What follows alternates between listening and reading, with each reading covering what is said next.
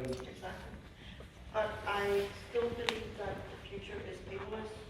I'm with on this.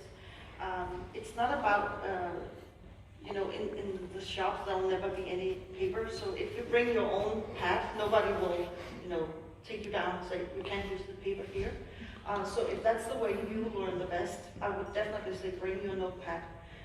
But I used to be that way too, and now I'm changing into taking notes on my phone. Yeah. And it does the same for me. Yeah, I know, but it's still hard to create a memory on the because the app, for example, I would delete the app after a few days. I would have no memory left.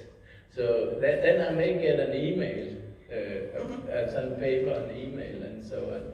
But it's to distribute the meeting content. The paper is not a problem.